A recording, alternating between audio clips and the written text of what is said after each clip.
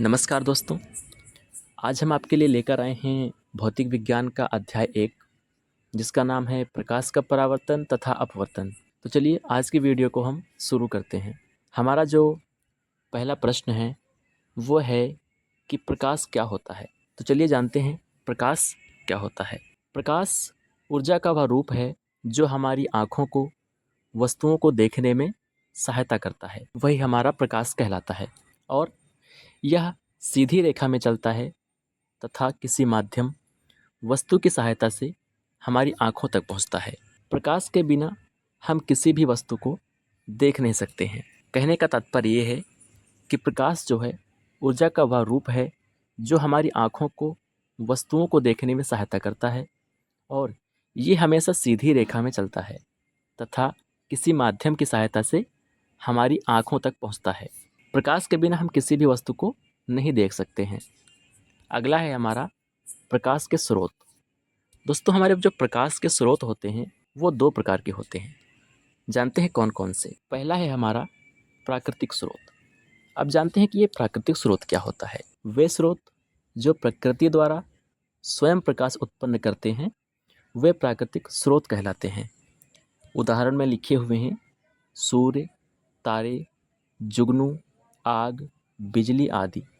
ये हमारे जो होते हैं ये प्राकृतिक स्रोत होते हैं। अगला है हमारा कृत्रिम स्रोत।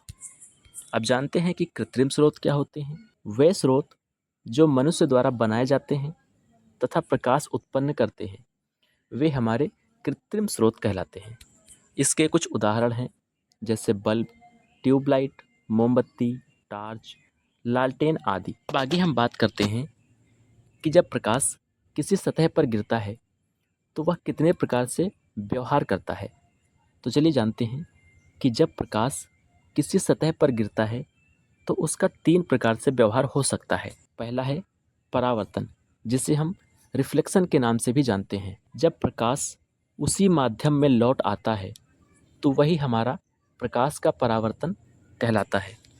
अगला है हमारा अपवर्तन, यानी कि रिफ्रैक्शन के नाम से भी हम इसे जानते हैं। जब प्रकाश एक माध्यम से दूसरे माध्यम में जाकर अपनी दिशा बदलता है तो वही हमारा अपवर्तन कहलाता है। अगला है हमारा अवशोषण। जब प्रकाश किसी सतह द्वारा सोख लिया जाता है तो वही हमारा क्या कहलाता है? अवशोषण कहलाता है। यानी कि जब हम किसी वस्तु पर लाइट मारें और उसका प्रकाश उस वस्तु द्वारा पूरी तरह से सोख लिया जाए तो वही हमारा प्रकाश का अवशोषण कहलाता है। अब अगला है हमारा प्रकाश का परावर्तन। जब किसी प्रकाश की किरण किसी समतल या चमकदार सतह पर गिरती है तथा वापस उसी माध्यम में लौट आती है तो इस घटना को प्रकाश का परावर्तन कहते हैं। इस बात को थोड़ा हम अच्छे से समझते हैं कि जब प्रकाश की किरण किसी समतल सतह या चमकदार सतह पर गिरती है तो वह वापस उसी माध्यम में लौट जाती है, तो इस घटना को प्रकाश का परावर्तन कहा जाता है। परावर्तन के कारण ही हम दर्पण में अपना प्रतिबिंब देख सकते हैं।